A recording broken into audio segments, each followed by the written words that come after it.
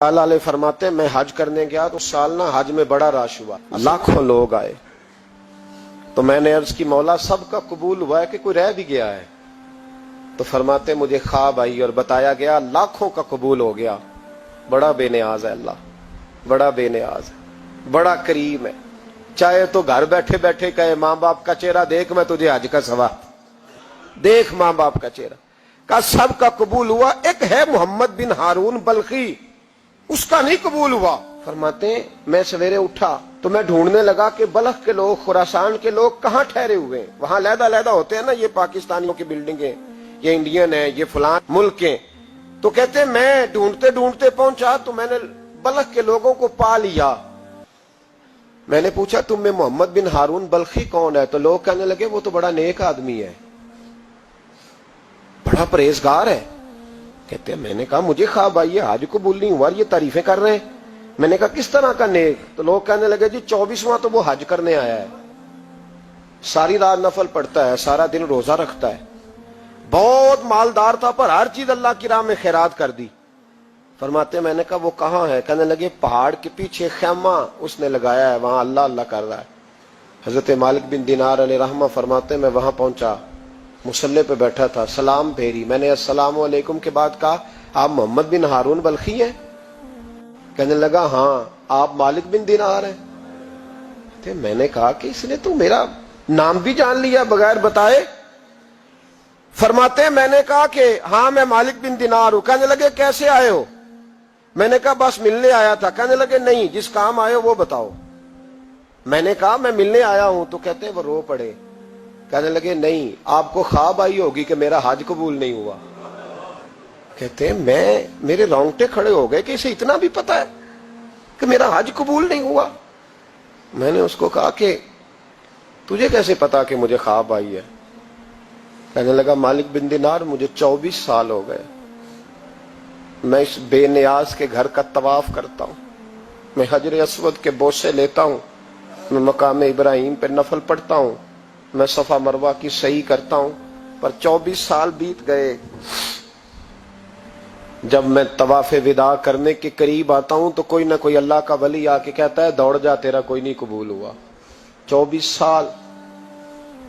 तो मालिक बिन दिनार फरमाते मैं उसके करीब बैठ गया और उसके घुटने पे हाथ रखा। मैंने, बंदा भी माजूर था, उसका एक हाथ कटा हुआ था, चेहरे पे इबादत के निशानात नुमाया थे।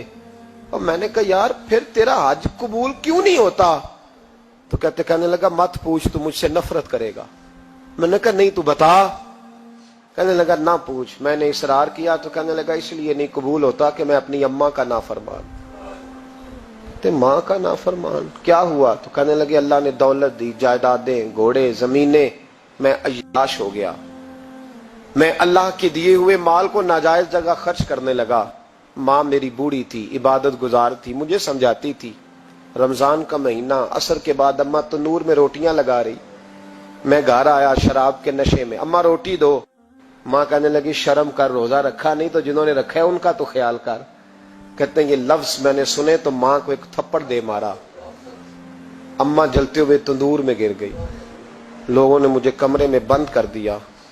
कहते हैं सारी रात मैं शोर सुनता रहा पर नशे में पड़ा रहा। अगले दिन जोहर के बाद आंख तब खुली जब मेरी बीवी अलमारियों से कपड़े निकाल रही थी। मैंने कहा कहाँ जा रही हो? कहने लगी मेके जा रही हूं, मैं माँ के कातिल के साथ वक्त नहीं गुजार सकती। मैंने कहा माँ कत्ल हो गई? कहा हाँ, रात 9 महीने तुझे पेट में रखने वाली और छाती का दूध तेरे गले में उतार के पालने वाली तेरे हाथों कत्ल हो गई। कहा किधर है मेरी माँ की मैयत? का दफन कर दिया। बताया क्यों नहीं? कहते मरते वक्त कह गई थी उसे मेरा मुंह ना दिखाना, मेरे जनाजे के करीब ना आए। कहने लगा मैं उसी वक्त उठा जिस हाथ से माँ को मारा था, कुल्हाड़ा लेके हाथ काट दिया, जायदादें, घोड़े, मकानात खैरात कर दिए। सारी रात नफल पढ़ता हूँ, सारे दिन के रोजे रखता हूँ, हर साल हज करता हूँ, अर्श का मालिक माफ नहीं करता। हजरत मालिक बिन दिनार कहते हैं मैंने भी एक थप्पड़ मारा। मैंने कहा तू इसी काबिल है, तुझे माफ ना किया जाए, कभी तुझे माफी नहीं मिलेगी। कहते मैं होके आया, वो रोता रहा, तड़पता रहा, میں سویا گھر آ کے تو مجھے مصطفیٰ کریم علیہ السلام کا دیدار نصیب ہو گیا۔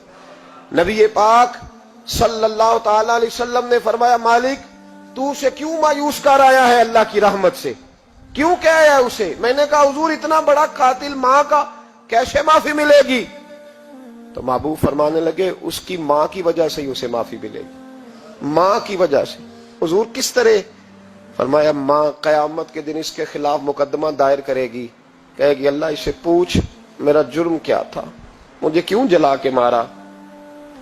رب بات سنے گا اور پھر کہے گا اٹھاؤ اس کے بیٹے کو۔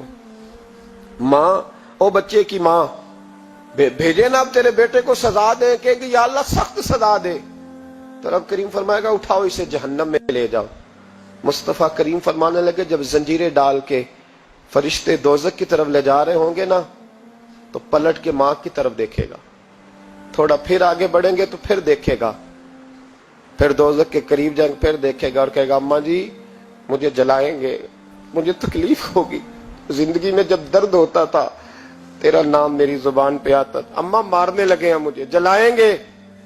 میرے مصطفیٰ کریم فرمانے لگے وہ ماں اسے جلا کے مار دیا، وہ میدان محشر بول پڑے گی، کہے گی اللہ اے اللہ اے اللہ۔ رب کریم فرمائے گا عرض کرے گی مولا میں نے معاف کیا تو بھی اسے معاف کر دے۔ اللہ فرمائے گا اس نے تو جلا کے مارا، تو کیوں نہیں جلنے دیتی؟ حالانکہ اللہ سب جانتا ہے، کہے گی مولا میں تو ماں ہوں نا،